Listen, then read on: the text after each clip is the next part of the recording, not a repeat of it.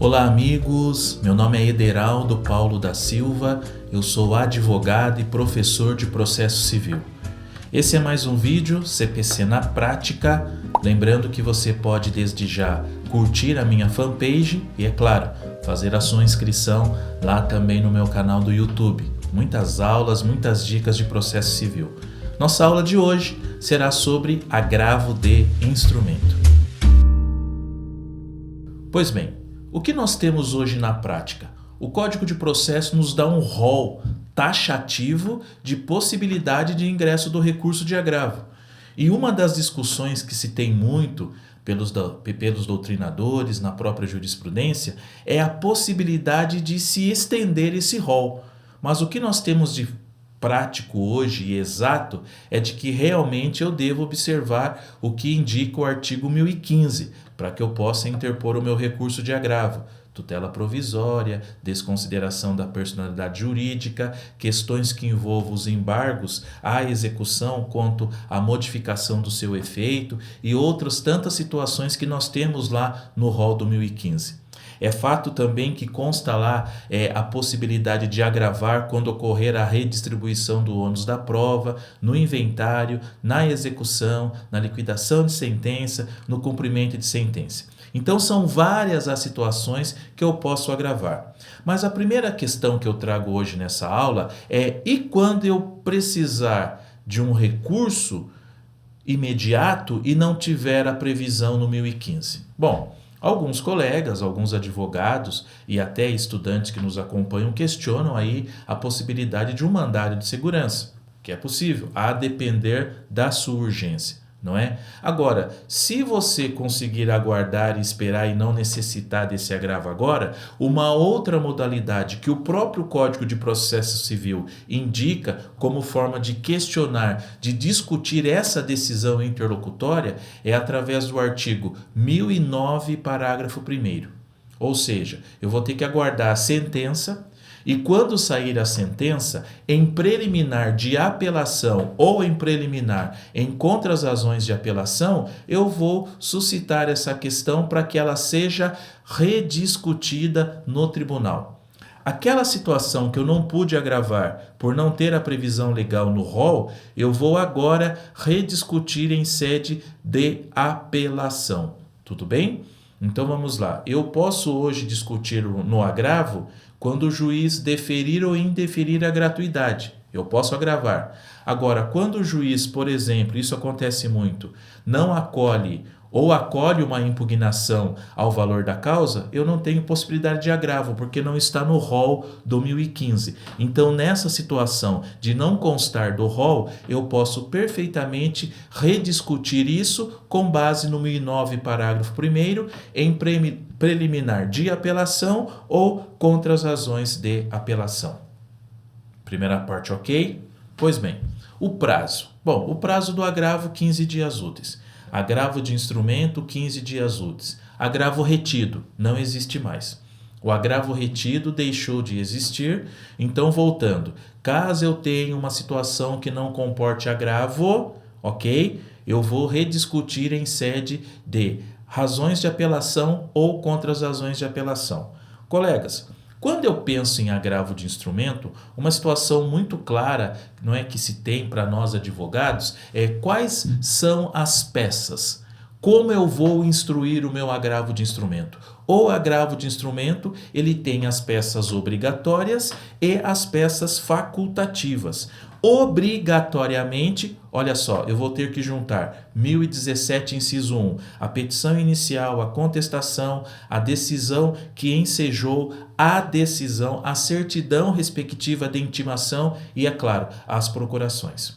Então, obrigatoriamente, quando eu for protocolar o meu recurso de agravo, eu vou ter que ter peças obrigatórias. Só que dependendo do momento do agravo, como por exemplo, quando o juiz indeferir ou deferir uma tutela provisória, eu ainda não tenho a contestação, eu ainda não tenho a procuração do advogado da parte contrária. Então, nesse caso, o inciso 2 do 1017, ele já indica a possibilidade de que eu informe o juiz, eu declare ao juiz que eu deixo de colacionar algumas peças por conta da ausência de procurador e por conta da ausência de contestação nos autos. Lógico, eu tenho as facultativas, que são aquelas que você vai entender que você deve levar ao tribunal. Eu digo aquelas que você vai entender que deve levar ao tribunal, porque muitos colegas me questionam. Ah, Ederaldo, eu não estou nem aí. Agravo de instrumento é capa a capa do processo.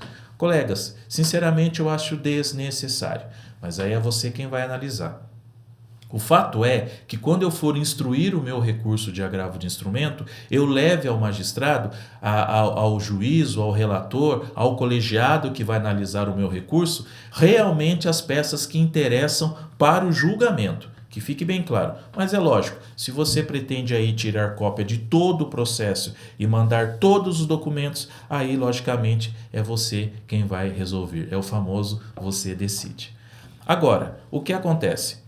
A partir do momento que o meu processo ele é um processo digital, diz o Código de Processo que ficam dispensadas as juntadas das peças obrigatórias. Ficam dispensadas. Mas ainda assim, muitos advogados, como esse aqui que vos falo, não é? Ele ainda tem, não é, o costume de juntar ao menos as peças que ele entende que são necessárias para que o relator possa melhor julgar e analisar o recurso interposto ou recurso de agravo de instrumento. Mas que fique bem claro, levar as peças obrigatórias ou facultativas através do recurso de agravo, sendo o processo na origem digital, é uma faculdade da parte, ok? Logicamente, se for processo físico, papel, eu devo instruir todas as cópias, escanear todas as cópias e encaminhar juntamente com o meu recurso de agravo.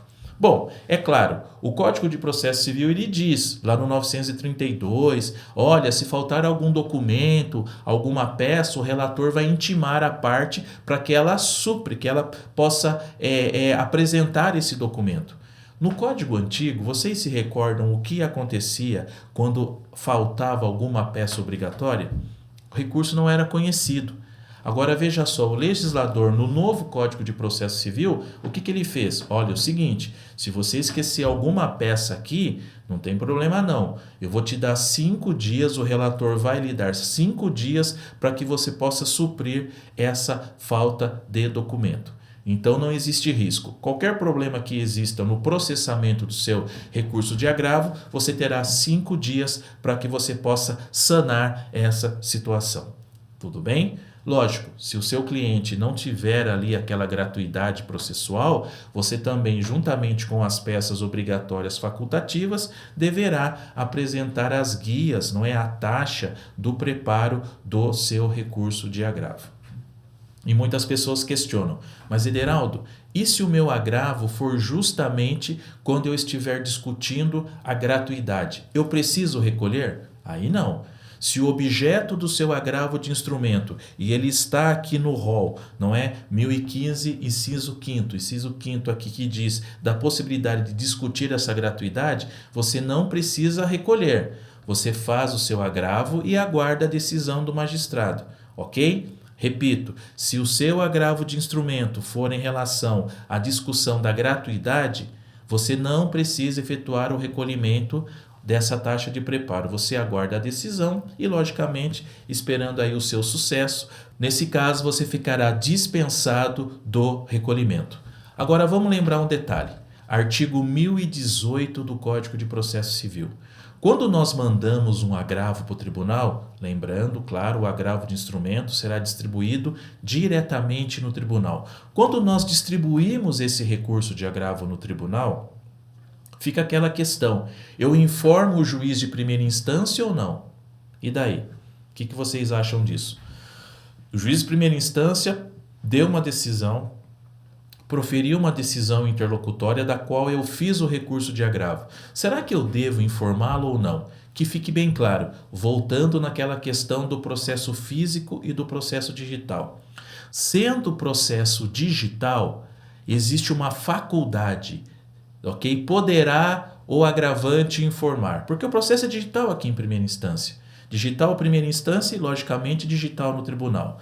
Agora, sendo o processo físico em primeira instância, processo papel, quando eu mandar o agravo para o tribunal, eu devo sim informar o juiz de primeira instância no prazo de 3 dias, sob pena do quê? Sob pena do meu agravo não ser conhecido. Então, muito cuidado. Quando eu começo a ler o artigo 1018 do Código de Processo, parece que eu não preciso informar o juiz. Poderá, faculdade, mas olha só, se o processo aqui em primeira instância for físico, papel, eu mandando o meu recurso de agravo, eu informo ele aqui no prazo de 3 dias, ok? Tranquilos? Pois bem, falamos da falta de cópia, falamos da necessidade de comprovar a distribuição do agravo se o processo for físico. Agora, o que acontece na prática também? Quando chega o meu recurso de agravo lá no tribunal, e para quem vem acompanhando as nossas aulas, os nossos encontros, sabe perfeitamente. Uma decisão interlocutória proferida pelo magistrado, se for num exemplo de uma concessão da liminar, se for de um exemplo da determinação de um bloqueio de contas na execução, cabe agravo de instrumento. No cumprimento de sentença, num processo de inventário, uma determinação do juiz, a decisão do juiz numa liquidação de sentença, a decisão do juiz de mérito do processo, cabe agravo de instrumento. Então, de nada adianta, se vocês me permitem, que eu faça esse recurso de agravo sem conversar com o relator.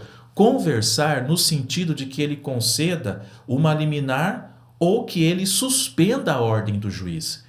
E nessa linha, então, nós vamos começar a analisar o artigo 1019 do Código de Processo Civil, o inciso 1. Porque, como eu bem digo, o relator é o homem de superpoderes. Então, quando chega um agravo de instrumento para o relator, ele pode intimar para completar valor de preparo, ele pode intimar você a providenciar um documento que faltou, mas ele também pode, e principalmente ele pode suspender a ordem, ou se você pediu algo e foi indeferido, ele pode conceder essa ordem. Então, com muita calma, nós precisamos analisar o 1019, pensando o seguinte: de nada adianta eu interpor um recurso de agravo sem pedir efeito suspensivo ou pedir a antecipação da tutela recursal. Relator, homem de superpoderes, relator recebe e ele pode monocraticamente conceder uma liminar que foi indeferida aqui, ou se foi indeferida uma liminar aqui, ele pode suspender. O nosso recurso de agravo de instrumento, ele pode ter lá, preliminarmente, da atribuição de efeito suspensivo, ou seja, relator, suspendo o que foi determinado aqui, ou da antecipação da tutela recursal. O relator, me conceda uma liminar porque o juiz aqui acabou indeferindo. Então, muito cuidado na elaboração da peça. O recurso de agravo de instrumento, ele tem um prazo de 15 dias. O recurso de agravo de instrumento, ele possui sim algumas peculiaridades em relação a instruir ele com as peças obrigatórias. Importante sim peças facultativas. Caso você não tenha alguma peça obrigatória, você deverá informar o relator da impossibilidade de juntada, ok? Fazendo a sua declaração e, é claro, sendo o processo físico, você manda o teu agravo e informa o juiz de primeira instância. Você vai lembrar, é aquele antigo artigo 526 que nós tínhamos no Código de Processo antigo, ok? E mais, só para lembrar, faça agravo de instrumento? Sim, mas requeira sempre a atribuição ou do efeito suspensivo ou do efeito ativo, ou seja, a antecipação da tutela recursal. Hoje, enquanto nós estamos aqui ministrando essa aula, o rol ele é taxativo. Agora, eu já estudei algumas decisões, algumas jurisprudências, onde ele foi extensivo, ou seja, ocorreu a possibilidade de agravo de instrumento de uma situação que não estivesse constando do artigo 1015. É pesquisar e estudar, ok? Gostou do vídeo? Bem, então lembre, hein? curta a nossa página no fanpage e, é claro, faça a sua inscrição no canal do YouTube. CPC na Prática. Até a próxima. Um abraço.